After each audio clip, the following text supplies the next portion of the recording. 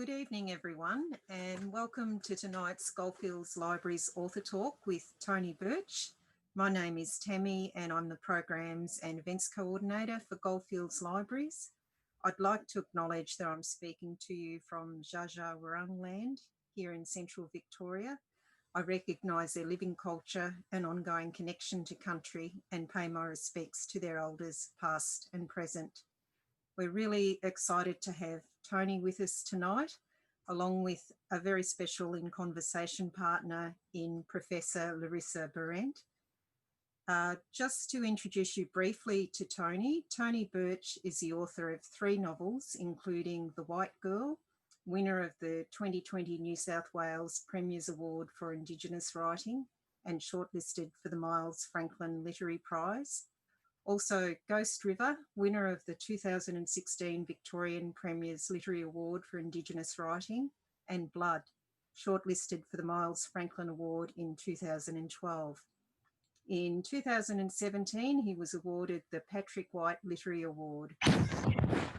Tony has also authored short story collections and will be releasing a poetry collection in 2021. He's an activist, a historian, an essayist, and we've just found out tonight, under 10 diving champion at his Catholic boys' school. A very busy man indeed, and we warmly welcome you, Tony, and thank you very much for joining us. Tony's in conversation partner, Professor Larissa Behrendt, is a legal academic, writer, filmmaker, and Indigenous rights advocate. She is the recipient of many awards, including NAIDOC Person of the Year in 2009 and New South Wales Australian of the Year in 2011. I recently had the pleasure of watching the documentary film In My Blood It Runs, which Larissa was the producer of. So she's a wonderful in conversation partner, and we're really thrilled that you've joined us. Thank you both for sharing your time with us. We're really looking forward to the talk. I'll hand it over to you now. Thank you. Great. Thanks so much. Well, it's great to be in conversation with you again, Tony. I just want to acknowledge that I'm on the land of the Gadigal people really of the Eora Nation here in Sydney, and pay my respects to their elders past and present, and acknowledge the generosity with which they share this country. It's really great to, we've actually done a couple of conversations about this book, and I really enjoy the opportunity to dive into it each time that I prepare for one of our conversations. I just wondered if we could start by talking broad picture about what drew you to the story that you have in The White Girl. Well, Larissa, and thank you very much for joining me. And I'm actually on Wurundjeri land here in Carlton, so on the best Aboriginal land in Australia, in the best suburb in Australia. It's just amazing. So just broadly, I think that there are 2 things that came together, which are firstly about people and secondly about country. So that I had a really strong desire to write a novel which centred Aboriginal women, so that while I didn't have a sense of the teenage character in Sissy, the 13-year-old Aboriginal girl, the notion of writing a very strong Aboriginal matriarch who, of course, became Odette Brown, was an idea that I'd been contemplating for many, many years. And the reasons behind that were multifaceted. One was, of course, through personal experience of being surrounded by remarkable Aboriginal women for so much of my life. And even knowing about Aboriginal women who had already been deceased, particularly my grandmother on my father's side, and never meeting her, but knowing what a strong woman she was. So that was always there. Secondly, as you know, I did a PhD in history, and I taught history for many years at Melbourne University. And one of the projects that I'd been engaged in was to look at Aboriginal women's political struggle on missions and reserves. So rather than look at women who are active in a sort of public domain, to look at the grassroots struggles of women who literally wrote letters of protest, wrote letters about Indigenous rights from their kitchen table for many, many years. So I had that history and that narrative that I'd written about as an academic, but there was something more I wanted to do with that. And then the third aspect was quite fortuitous. I went to a very small regional Writers Festival in Victoria, and I won't name the town because then people say, so that's the town of Dean. It's not. But I was struck, as you know, and people who know me know I'm a runner, and I went out for a long run on a Sunday morning, and I noticed when I crossed the river from what you would call the high side of the town, I crossed the river, then a levee, and then sort of ran through sort of old areas where there were old shacks, a couple of rundown factories, and then I started to investigate that divide of the town a little bit. And one of the things that struck me is that levee had been built so that at any time that the river flooded, the rich white side of town would be protected, whereas the flat open side of town where Aboriginal people had lived and poor white people had lived would be flooded. So in other words, that country and those people were expendable. So I was interested in those sort of social, physical, and racial divides that occur in a lot of country towns and regional towns in Australia. So I brought those two ideas together, and the first thing that I did was actually to draw a map of Dean, so that I normally start with a sort of sketch of characters, but I actually drew a map of this fictional town, which created this division called Dean's Line. The Aboriginal mission, of course, was on one side, Quarry Town, where Odette lives, which is a mining residential town to service a mine, is on the Aboriginal side of town. And then, of course, you have the other side of town, which is the white domain of this country town. So once I had done that, I considered what would happen with Odette Brown when she wakes up in her house, her shack, her cottage in that town. And the first page of the book opens up with Odette going out to the backyard and getting some water from the gully trap. And it's about her contemplating herself on country. So she's on her own country, but in a way she's on her country in a very restricted way. So once I had written those first couple of pages, which I did quite early, then I wanted to do a lot of mapping out, and I was driven then by another concept, and that is that while this would be a novel that dealt with violence that Aboriginal people have been faced with for over 200 years, I knew from the outset that it would be a very tender book, and it would be a book about love, so that I was tired of seeing representation of Aboriginal women on screen where they're there for effect. So women who are raped, women who are discarded, women often who are not named. In that sort of renaissance of Australian film in the 70s, if there was an Aboriginal female character on the screen, you would know that she would rarely be named. She'd be bare-breasted and she probably would be raped.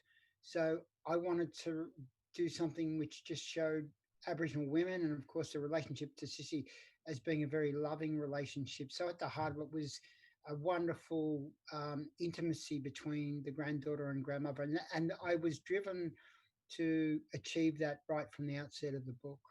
Mm. You've spoken about the fact that you've obviously had the influence of very strong women in your life. It strikes me every time I read the book that Odette and Sissy are hugely successful characters, really powerful characters. And each time, I read the book, they feel even more alive. And interestingly, Aboriginal women and women of colour who've read the book also really respond so strongly to those characters. It feels like there's more to how you capture that voice than simply that there are a lot of strong women in your life. And I wondered if you could say a little bit more about how you find such a powerful voice for those characters. Yeah, well, I mean, firstly, I've had similar comments. So that a great friend of mine who Paola Bella, who's a successful PhD at Victoria University and a wonderful artist and just a wonderful woman. She gave the book to her mum, her mum's a lovely but pretty tough Aboriginal woman. And she said to Pal after it, he got it right. So I thought that was just wonderful praise, very direct and simple. And Daniel Browning, of course, who's a colleague of yours at ABC, he said about the book, which was just a beautiful compliment. He said, I know these women. He was convinced that he knew Odette Brown. So those are wonderful comments. And Aboriginal people have responded in a way that has just been remarkably a great outcome for me. And I feel that while I would always take great responsibility for all of my writing, whatever it is, fiction or poetry or non-fiction, I take my responsibility as a writer very seriously. I would accept that in this book, I really worked very hard to make sure that I got it right as I possibly could. And the way that I did that, particularly with Odette, is that while her strength is known to me in the sense through women I know, she's not a caricature or composite of any woman I know. So she's not she's not a representation of my grandmother. She's not a representation of my great grandmother. I had to make sure that Odette Brown was her own character, even though she's a fictional character. She's her own person. With her, I think the two things that were important to come to an understanding was that obviously her voice, literally her voice, is important to get that pitch perfect, but also it was to convey in this great strength of this woman and what I would call the economy of emotion. We know that she loves Sissy very dearly. We know that she holds great animosity towards some white people in her life, but great affection for others. But she was never going to be a woman who was sort of too openly expressive with that. She holds her own counsel quite a bit. And that was purposeful because Aboriginal women, particularly at that period, but not only, there's an important issue of how they negotiate their daily life and their interaction. And she's very strategic because she knows what she says and who she says it to will have impact. And there's only one real moment in the book where her raw anger is on display, and it's when she confronts old Mr. Kane in a farmhouse. And that was so important because it strips away any pretense of strategy, because all she has at that moment is love for a daughter who she hasn't seen for some time and incredible anger towards this white man. So that one visceral moment, it was important. So that was not difficult to do once I heard her voice and I had a sort of physical sketch of her. With Sissy, I think to be honest, it was a lot easier. When you've got four daughters and they're all adults now, um, it's not difficult to reminisce about each of those girls at 13 and get it. Not again, Sissy's her own fictional character, but it's interesting to consider to what extent a 13-year-old girl would respond to incidents in this book. And one of the things that was absolutely vital is that because Odette is so protective of Sissy, and even though Sissy's aware of issues like race, so she talks about when she stands in the schoolyard and they have the kids line up, the darker skin to the lighter skin kid, and she's always on the far end. She knows that other Aboriginal kids and families have gone away. But there are also moments so that when she goes on that adventure on the bike ride and finds herself in a very perilous situation very quickly, she is naive to the level of threat in her life because Odette has protected her so much. So I had to consider terribly how each of my 13-year-old girls would react. And two of my girls would be too tough for Sissy as a character, because when Aaron Kane confronts her on the road, they would have just started whacking into him. So I did imagine my youngest daughter, Nina, to be quite honest, who, being the youngest, has also been most protected. And so it's I think when you're creating characters, a sense of a real life person, it's good to consider how people act. But what you've got to, again, what you've got to be cautious of is you then don't simply you can't bring forth that real life person to represent the character. It's in other ways that the character picks up little traces of reality, but then you have to build a real person of your fictional character, and you have to be very loyal to them. And I'm fiercely loyal to Odette and Sissy. Comes through. The threat of child removal sort of hangs above the characters in the book, and you also explore the broader social context in which that policy takes place, the restriction on lives, the lack of freedom of and choice. And it's really clear that obviously your skills as a historian, you come through in some of the detail, but actually it's the characters that really, you never feel like you're reading a history book, because it's really character driven. So I was just wondering what you wanted to explore through your characters about those constraints that people lived in, and how somebody, particularly Odette, somebody like Odette, a woman like her, would navigate them. Yeah, and you bring up a really important point. So I've always stressed this as a writing teacher, but as you know, I also taught writing for over a decade, and particularly with historical fiction, you've got to be really careful that you don't turn a novel into a history book, and you don't become fixated with what I call product placement. So in other words, to give the book authenticity, people do all sorts of research of sort of what sort of Freeport plug was in existence in 1928, and did these towns have electricity, etc. So the first thing I would say is that I think you need to do with particularly historical fiction is that I used to say to my students, imagine two visual images. One is a very detailed photographic image, and next to that is an impressionist painting. And I said, you always go for the impressionist work. So in other words, when you're writing historical fiction, I think you want to authenticate the period in an impressionistic way, so that it's up to the reader to sort of create some clarity for themselves. So that's important.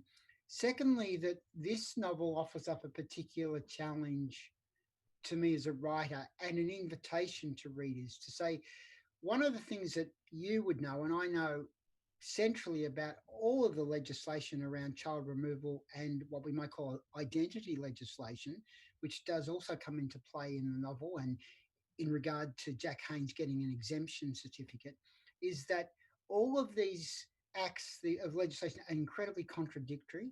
They're incredibly hypocritical. They rely on summary justice at the local level. So there is a complete absence of coherence and consistency. So my balance was to convey a situation, to put quite simply, an Aboriginal woman like Odette Brown or an Aboriginal man like Jack Haynes could never be certain about what would happen to them the next day in relationship to their engagement with authority. So, Odette Brown could live in a country town where Bill Shea, a local copper who's town drunk, is pretty hopeless and doesn't really interfere in her life at all. So Aboriginal people in that situation can go about their business with relative freedom. And then all you have to do is get a new policeman coming to town like Sergeant Lowe, and the whole sense of any relative sense of freedom is turned upside down. So it could be about an individual person. And in Jack Haynes' case, there is that moment where he literally boasts that his exemption certificate, so he says, I'm as good as a white man. And we know that that's ludicrous. And I think even Jack knows that. So that when soon after that he's confronted by a policeman in the railway station, the policeman humiliates him. Now, Jack has a piece of paper that says he is exempt from the Aborigines Act, but the policeman still sees Jack as an Aboriginal man and treats him in a humiliating way because of that. So I was aware that I wanted my readers to understand the terrible situation that Aboriginal people were confronted with, not give them a history lesson. And I hope that and I think it's been successful, that they weren't confused by those hypocrisies, that the hypocrisies became a way of understanding. So having said that, Larissa, people who have read the book have said to me, I didn't know anything about the exemption certificates, or I didn't know anything about the caste legislation, and they've since gone and done some research, and that's a great outcome. So while, I don't like to get into arguments about fiction and history about which is better, because I see them all as different narratives of the past. But if fiction can work to introduce people into the strength of Aboriginal people and start to think about this terrible history, I think that's a real achievement. And I said at an event I was in the other night, which is it's a frightening and it's a terrible thing to have to say, is that I wanted to write a novel where people would understand that Aboriginal families love their kids. And you should never have to convince someone that parents and grandparents love their own children. But we have been demonized so often and for so long by governments, by media, by all sorts of organizations and institutions, that you have to show that you love your children, and people sometimes have to prove it, which is a terrible situation. And I knew that, as you would know, with the 1997 Bringing Them Home report, the Human Rights and Equal Opportunity Commission's report, was that the reception of that report, of what women in particular had said, the evidence they had given at that report, is that, again, the same women who'd been taken from their family, or women who had lost children to these policies, were demonized in the press of having created or invented stories. And there was a lot of press in the mainstream media here in Australia which suggested that these women had simply given their kids away. They didn't want their kids. And I knew from, again, personal experience, but also from doing that extensive research, that Aboriginal women had fought tooth and nail to get their kids back, as you know so well with the work you've done with Grandmothers Against Removal. I was interested to, I mean, I guess it is the other, I feel, the success of the book, that you actually see and feel how those policies, which you can read about in a history book, impact on somebody's life by the way that the characters have to navigate them through their story. And I just want to pick up on something else you referred to too, which is the way that authorities asserted in the book. You have got the character of Lowe, who asserts his power really aggressively, but Bill Shay's a really, you know, he's an interesting, confronting character in that his indifference or cowardice is just as damaging in a lot of ways. And I was just wondering if you could say a little bit more about the, you know, those two characters side by side, how they use the authority they have, the inspiration for it, and what you were trying to say.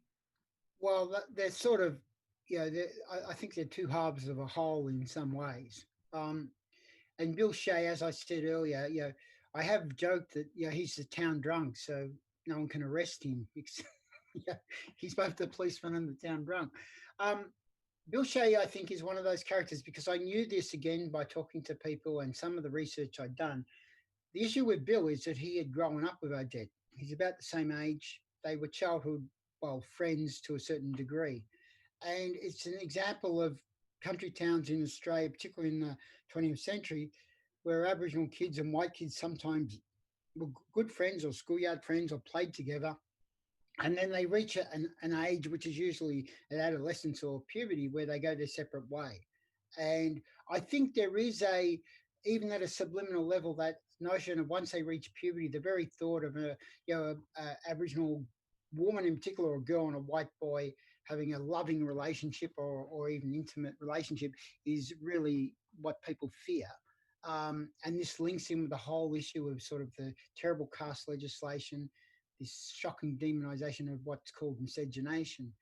And I wanted Bill to be a character who shows that complexity, that here's someone who, he says to Odette at one point, when I was a kid, I actually thought I was an Aboriginal kid.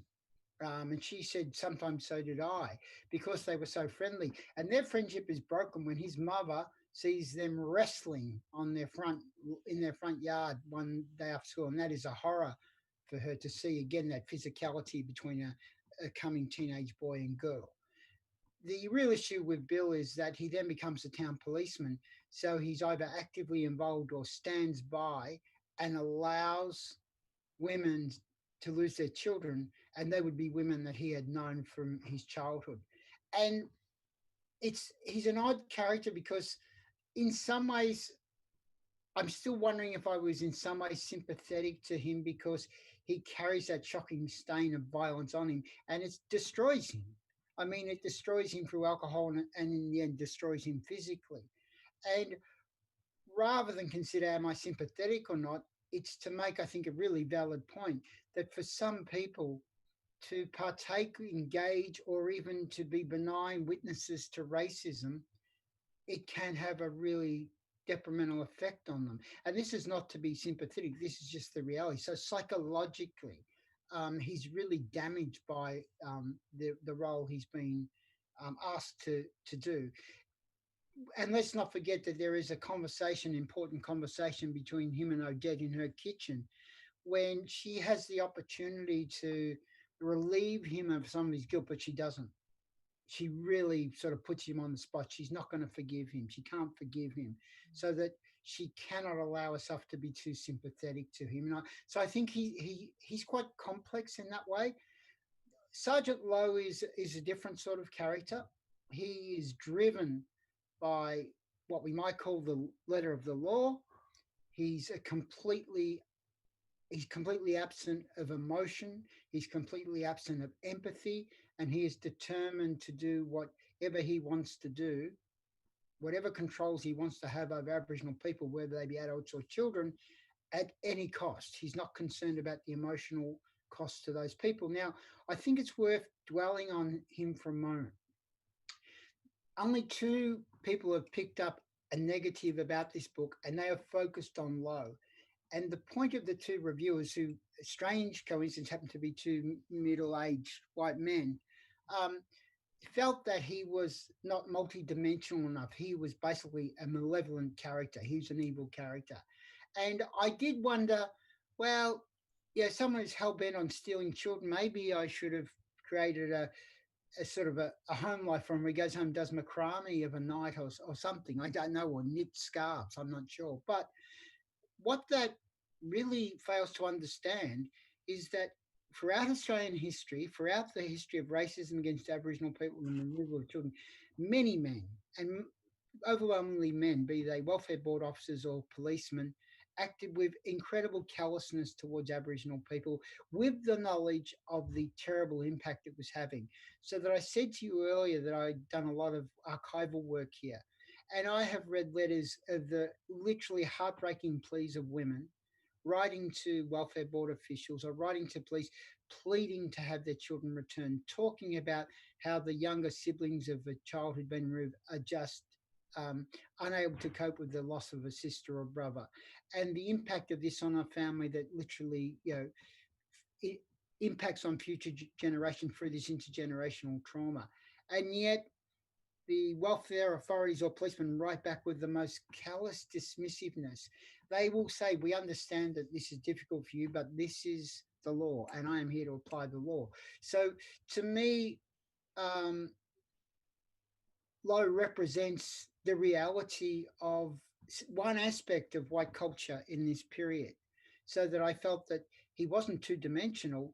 He's just, that's what he is. Yeah, and I think I've often discussed this in regard to fiction. People say we need to have sort of multi-dimensional characters. Well, some people are just bad, and some characters are bad, and he is a fairly evil person, and that's the way it is. And I think I wrote that with real integrity, and again with real responsibility. But I suppose it's a good point or a good time to say, Larissa, I was also conscious in writing this novel not to simply create a sort of black-white dichotomy, so that I knew that at an individual level we can go back through history and find that at an individual level, love, affection, and great friendship between white people and Aboriginal people. And it's important to document that and to create fictional characters around that, because one is, I want to know how that's possible. How was it possible in a country town that a white woman or a white man refused to partake in that racism and confronted it and made sure that their friendship with Aboriginal people wasn't broken? Now, of course, that required courage on the part of both Aboriginal and non-Aboriginal people.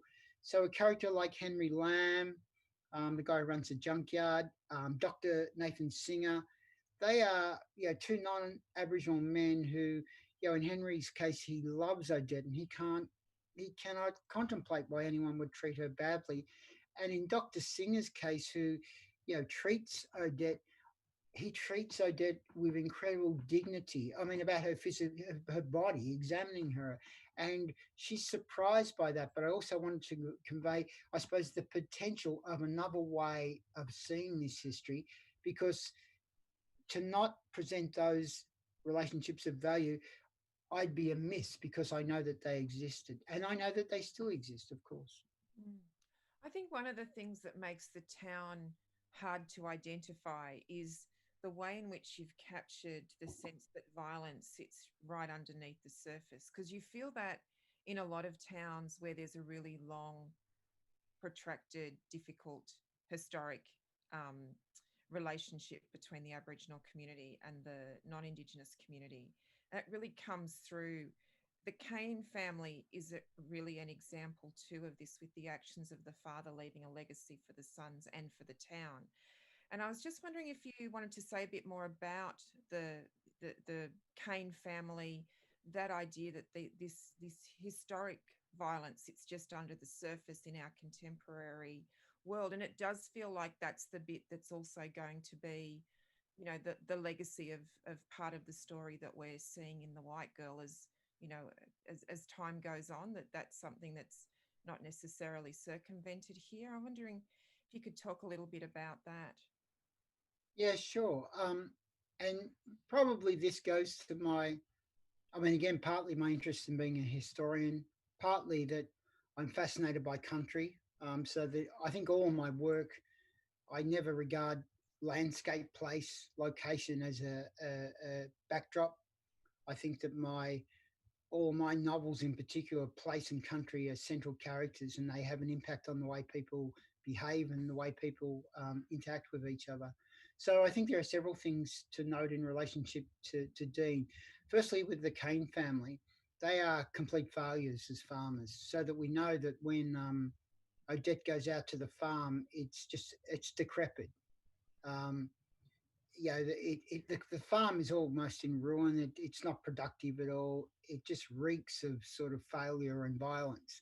And that might seem odd, but in my work as a historian, I've done a lot of work in the Western District of Victoria, and not the sort of rich Southern Plains area, the sort of Malcolm Fraser squattocracy part of the West. But you get up to the upper Western District, say above Ararat, and it's a landscape often of failure. So historically, whether it be failed soldier settlements, whether it be failed farmland, whether it be the creation of dams out of Aboriginal wetlands that just end up becoming salt plains. A lot of the work that I've done in the Western District looks at literally the failure of colonial agriculture. And that failure of agriculture is linked, of course, to the violence that preceded it. So, in other words, that single crop white acre farming couldn't have been possible without the removal and murder of Aboriginal people. So, it does carry a serious stain of violence. And one of the things that I know is that, and I don't want to get into academic speak, but there is a wonderful term by a theorist, Renato Rosaldo, called imperialist nostalgia, where he wrote about the fact that you get these periods in history in colonial societies where the very people who have done the killing of Indigenous people take on the spectre of these people. These people are almost the haunting of the dead. And it plays with people psychologically. It really impacts on them. So when I did work in the Western District, what I would find is, one, enormous levels of secrecy about how land had been acquired. Two is a refusal to admit to failure. And I wasn't making it in an accusing sense. That I know that people were just loath to even admit that their farm had failed or their parents' farms had failed, because they were supposed to be the pioneer success story. And either to legitimate violence or to mask it, you have to be a success. So the idea that we came to this land and we made this land productive and fruitful has to be sustained as a myth to justify the theft. And so that the first thing I'd say is that Dean is one of those towns where the failure of agriculture, even the failure of mining, because the mine has closed down, you're left with an impoverished community. Is therefore it has to be masked, it has to be hidden, and it has to be lied about, and that that creates incredible tension. Michael Tausig, the anthropologist, Australian guy who works in the US, in one of his books, he just makes a beautiful statement. He says that the most potent secrets are the ones that everyone knows. So we all know what happened, but none of us talk about it. So it's that tension. You imagine if you're sitting around a family dinner table and we all know there's a family secret, but no one wants to talk about it. And someone will mention someone's name, and you all go, oh, we can't talk about that. So you become more tense. So I think the secrecy of violence is really important. The failure of agriculture is really important. But the third strand of that, or the two strands that I'd add to that, is that the attempt to obliterate Aboriginal presence. So in the novel, we talk briefly about the destruction of the river and the filling in of the billabongs, the wetlands, to create land that could be sold off. That's very destructive in the sense of ecology and culture. But of course, the real issue is that Aboriginal people are still there. So whatever else has happened to Odette Brown, whatever else has happened regarding the mission being established and her living in this sort of rundown part of town in a miner's cottage, she's still there. And the fact that an Aboriginal woman is still walking on country, that is the greatest threat to people who want to live on the myth of Terra Nullius. So her very presence is the strongest threat to white people. I just noticed that there was a question that came through about whether you could say something about the years in the city. We've just spoken about how the country Dean and the landscape there really feels like a protagonist in the book, but some of it takes place in the city, and there does feel to be a real, you get a sense of your affinity with that space as well. So maybe it might be interesting to hear you talk about how you approach the parts of the book that are set away from. I mean, obviously, again, the capital is a mythical capital. So people say, is that Melbourne or Sydney? And I say, it's neither. I just can't tell you. But I think for the questioner, I think the important thing was that I did want to establish a bit of a sort of chase element to this where, Odette trying to get away from Sergeant Lowe, that he pursues her. So he's a sort of a 1960s Terminator, he's just hell bent on catching up with her and Sissy. And I wanted that element of her getting away. But there is a really important point to raise here. And again, maybe it's a little too nuanced, but there is a peculiarity of Aboriginal people living, and I hear my experience here, I'm talking about Melbourne in the post-war period. This again goes to the hypocrisies, Larissa, and the contradictions of the acts. So you can imagine there are people in Victoria living at, say, reserves like Framlingham in the west of the state and Lake Tyers in the east of the state up until the Second World War. Even though they still live under the Act, or some of the people live under various Aborigines Acts, what happens is that because of the so-called war effort, so there's a large-scale munitions industry that's established in Melbourne, Aboriginal people start to come to Melbourne to work in factories and get better employment, get better wages. And even though they're subject to the Act, they just leave, and the Aboriginal Welfare Board in Victoria doesn't even follow them up. The Aboriginal Welfare Board in Victoria, for a period after and during the Second World War, is very apathetic about its own role. So it's a strange situation where Aboriginal people coming to the city for a period of time could actually live, again, with relative freedom. And for instance, people may or may not know that it's still law in Victoria in the 1960s that a non-Aboriginal person, and this could be an Aboriginal person who'd been legislated out of their identity, so recast as white or non-Aboriginal at least, or a white person could not give alcohol to an Aboriginal person in Victoria. And yet, I know that living in Fitzroy and selling newspapers in Gertrude Street, which is, there's a really rough street, a lot of pubs then, Aboriginal people worked in factories, people like my dad, and they went in the pub after work and they drank. And local police, when they're coming in the pubs, they didn't say, oh, you can't be in here. Again, there was this sort of benign relationship. The real fixation with authority in Aboriginal people in the cities, again, is around children. So the real focus is on mothers and girls. So Aboriginal men, I think, have probably more freedom than they'd experienced previously when they moved to the cities in that post-war period. So what is conveyed in the book, and it's really played out, I think, when Lowe finally catches up with Jack Haynes in the city, is that basically if Aboriginal people stay out of the way of any authority, if they don't get themselves in too much trouble, they're pretty much left to themselves. But it is important to note that when Lowe comes to the city and he is still determined to have Sissy removed from her family, he threatens Jack Haynes with the court. And this is important to note, so that it would be much more difficult in the 1960s for a welfare officer or policeman to come into the house of an Aboriginal person and simply take their kids. So I know, we see these scenes of kids being dragged from their mothers. They're a reality. But what was done to enable that removal to occur, a policeman or a welfare officer simply had to go before a local court and charge the parents with neglect, which the courts generally accepted. So what Lowe is then threatening Bill Haynes with is, again, legislation and the law. And the terrible thing about this in regard to the life of any Aboriginal person is you never know when it's going to come and visit you. You never know when you're going to get a recalcitrant social worker, a policeman, or any other public official who can apply that law very quickly. So your relationships at a summary level are vital. So what I would try and say in conclusion is that I think that Aboriginal people could, in a way, disappear into the metropolis, but they were never safe because figures like Lowe or other people could always interfere with their lives in very direct ways, and they did. You will know of the great Aboriginal matriarch Eleanor Harding, Destiny Deacon and Janina's mum and Johnny's mum and all sorts of wonderful people.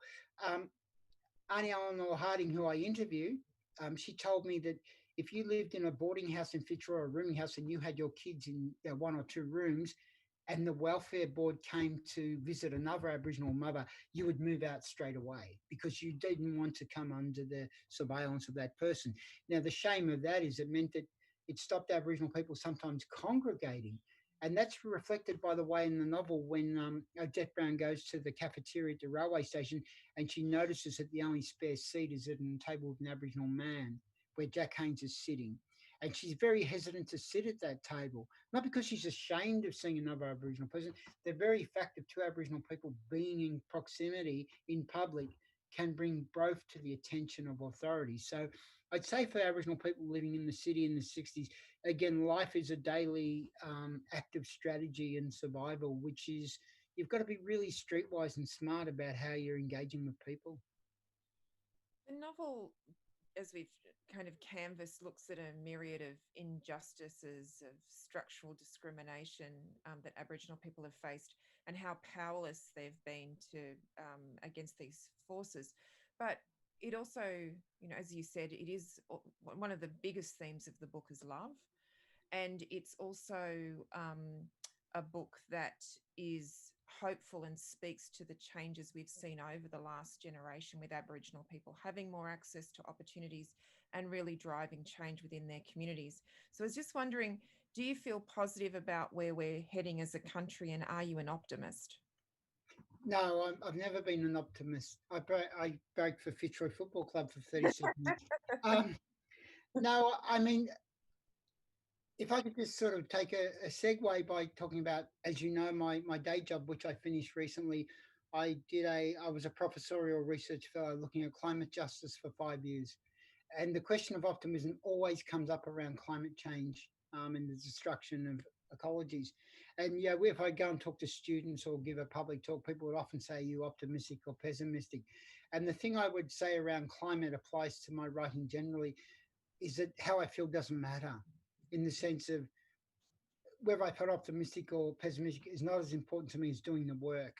So you can't not do the work. So for me, if I felt that we're in a hopeless situation regarding Aboriginal rights or issues like protection of country, it would be devastating because you give up. If you're overly optimistic, I think you can drop your guard. So my sense in relationship to my engagement with issues like race, issues like climate, issues like valuing Aboriginal people is that just do the work that tries to engage with that and promote that. But if I were to step out of being a writer and as an Aboriginal person, is that I think it's just really complex, Larissa, because I can point to great initiatives and relationships between Aboriginal and non-Aboriginal people. It's like the stuff around climate.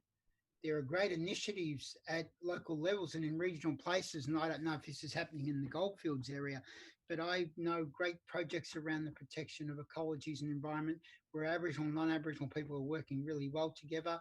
I know that there are remarkable projects that are occurring along that Murray-Darling Basin system. So it's not difficult to point to optimism and hope in that way.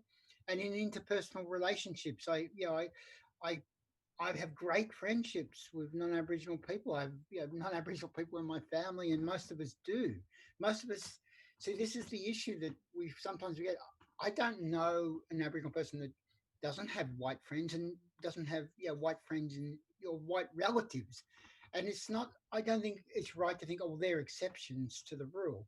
I think it's more important to say, well, how do those relationships function so well?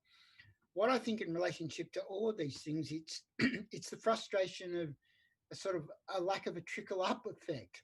So that whether it be thinking about climate, whether it's thinking about race relations, all the things that occur really well at a local level when you try to engage in initiatives that will really challenge the status quo or challenge a dominant ideology or notion that is more about keeping people apart, you really hit barriers very quickly.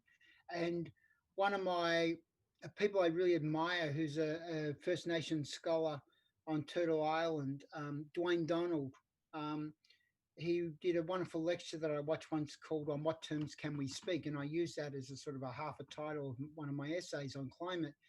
One of the things that he said that really interested me, he said that in colonial societies, one of the things that the people in power don't want, they don't want to see really productive relationships between Indigenous and non-Indigenous people.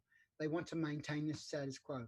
And his challenge in the lecture and in the way that he works is to say, we have to get around that. We have to leapfrog that recalcitrance. So I think a lot of people do that really well.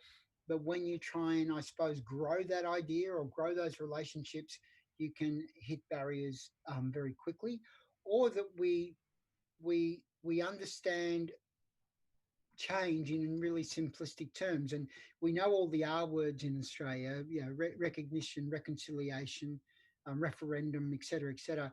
And I think why they all fail, and I do think they fail at that structural level, is they're looking for a quick fix, or they're thinking that words will bring about change. And my view is that no, change is a generational issue, and it takes a really long-term commitment to each other. So I think that if you want change in the country we live in, you got to commit to change for life. You can't commit to change as a policy or a badge or a sticker. It's probably going to be part of your answer to this question, but I was struck reading the book again about the police community relations. We talked a bit about that earlier. That actually, this time reading it, the Black Lives Matter movement has intensified. That really here in Australia holds a mirror to the legacy of that ongoing legacy of that relationship. And I wondered what your thoughts were about that particular issue, and perhaps why now? I mean, we've been protesting deaths in custody since before the Royal Commission. We got a Royal Commission because of the advocacy around continual deaths in custody, and we're still fighting the same fight. But there seems to feel like there's a different spotlight on it. Is there? Does it feel different to you? And if so, why now? Or, what do you think might flow from this moment? I don't want to put a dampener on the real energy of people around Black Lives Matter in Australia, because a lot of those people, not all of them are young Aboriginal people, and I really admire them, and I know some of them. So the first thing I'd say, I have great admiration for people who are bringing this issue to the streets. I think the important issue of Black Lives Matter that I think I have an entirely positive view on is that one of the things about Aboriginal people is that our political struggles don't exclude our support of other movements across the world. And I think we're a remarkable community to fighting for social justice and human rights for other communities, and not only Indigenous communities and people of colour. So I think the way that Aboriginal people in Australia have organised and rallied around this issue, with its global connections to quite specific issues that have occurred in the US, I think is really important and admirable. And I could never be critical of that. My concern is that what might be lost in that is that whether it's sloganeering or whether it's a current sort of media spotlight on this issue, that something is really forgotten. And you just talked about the legacy of struggle, that the particularities of racism and violence in Australia is both an issue of colour, but of something much more than that. So that we need to remember, in a colonial society like Australia, like in the US, where First Nations communities in the US are really, to my extent, and I was in a conference with a couple of First Nation artists from the US recently. Their voice is being lost in this issue in the US. So that in colonial situations, you cannot separate violence against people from violence against land. As we talked about earlier, I think they're inextricably linked. Now, we also know, of course, the violence against African American people in America is linked to this to slavery, or that's its genesis, but it's a different issue. So, my only thought is if we're going to integrate, or if we're going to talk about an issue of Black Lives Matter in Australia, once we're not only talking about our support of people in the US and other parts of the world, is that it's seriously, we've got to talk about Aboriginal Lives Matter, or the legacy of colonialism, the ongoing violence of colonialism. So that if we think recently about the deaths of, and I won't name them, but the deaths of a number of Aboriginal women, which you've also obviously worked on as a filmmaker and researcher as well, is that the violence against Aboriginal women in 21st century Australia cannot be separated from this colonial violence of historical violence. And one of the things I would say as a historian who has done a lot of work on the removal policies and the caste legislation is that if you look at Australian history and look at legislation containing, controlling, and trying to exterminate Aboriginal people, the focus of that legislation is on Aboriginal women, because what governments need to do is control Aboriginals' reproductive ability. It has to be around literally what color are their kids going to be, and how can we stop them having kids who are the wrong color. So it's about the incarceration of women, the forced sterilization of women, the coercion of women to marry out. So that I think we need, if we're going to rally in the streets, or if we're going to discuss Black Lives Matter and say, if we don't have that education and that history behind it, I feel, well, the potency of what we're doing can be lost very quickly. And I know this sounds a bit harsh, but sometimes certain issues get more coverage because they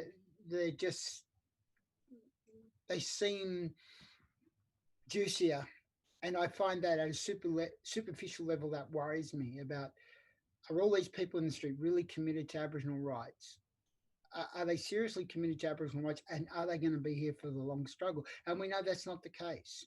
So we know that, while we might get really big crowds around this issue, as has been pointed out by people I know from Warriors of Aboriginal Resistance, there have been deaths of Aboriginal people in Australia since the Black Lives Matter movement became popular, and there has been no public outcry about those deaths, and sometimes little public coverage of what occurred. So that concerns me greatly. I've got one last question, but before I ask my question, there's a very quick question here from someone in the audience, which is about the heating of the bath. It says, I was intrigued by the heating of bath water with a fire being lit underneath. Was this something you knew of occurring in this time? Yes, I did. So, yes, I did. So if we've got time, it won't take me long. When we lived in Fitzroy, we lived in a 1-bedroom house. So that was 7 of us. And we didn't have a bath. And I don't want to start playing a violin here. You can play the violin, Larissa, but we had no hot water. So we had a cold water tap in the kitchen and a cold water tap over the gully trap in the backyard.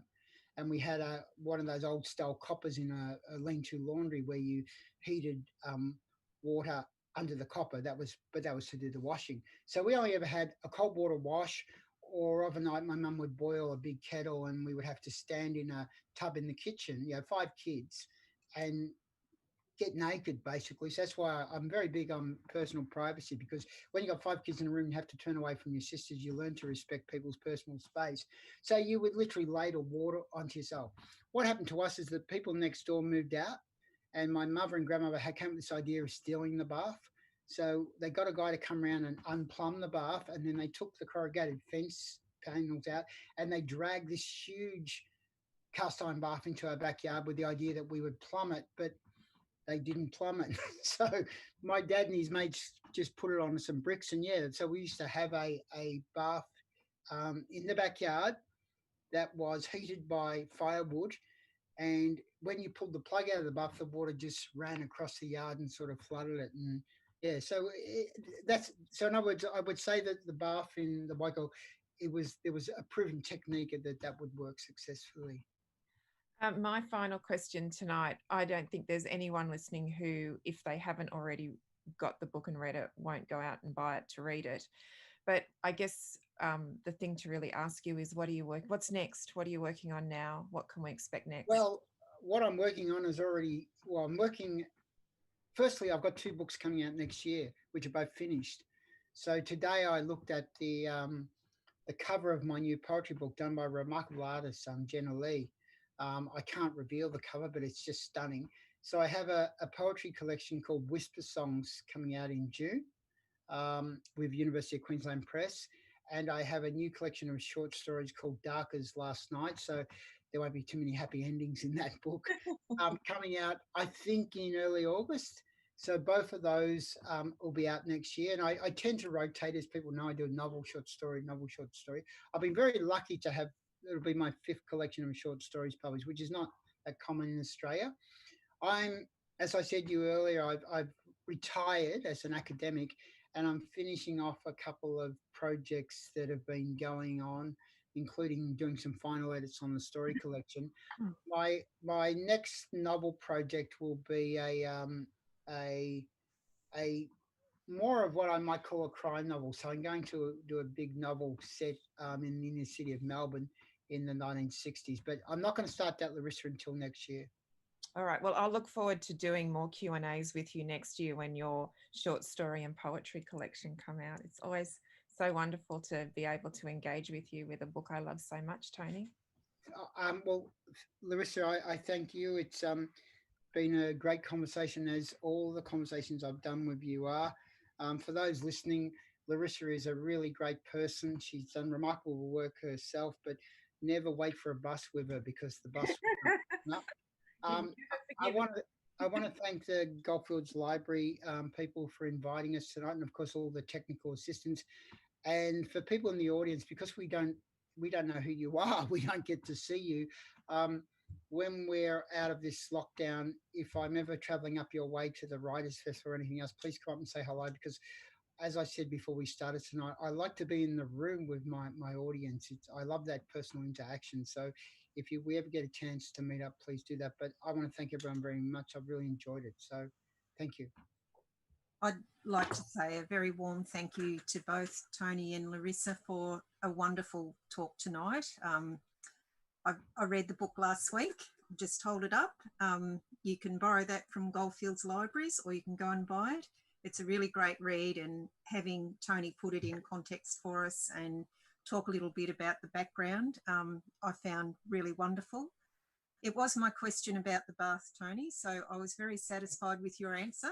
I can remember my dad going down to the dam with a bar of soap, so I fully understand bath stories, and I liked yours a lot. Thank you both very much for your time. Tony, we would love to have you back to talk about your poetry book and read some of your poems for us. So we'll be looking you up again next year. Oh, I hope we can do it in person, because I love a good train ride. Oh, that's good. We can give you a good train ride. No worries at all. And I will say also, before I go, as I always do, I love public libraries. I think they're the most important public institutions we have, so that when I do a public library event, I have a very exorbitant fee of a Lamington with fresh cream. So you do have to organise that, or I'm not coming. I reckon we can do that. We might even let you have 2. Okay. And Larissa, thank you so much for your time. You were wonderful. Thank you both. And thanks everybody for coming. This talk will be online for some time. So if you want to have another listen or tell your friends about it, we'd love you to do that too. Thanks everyone. See you. Thanks, Larissa.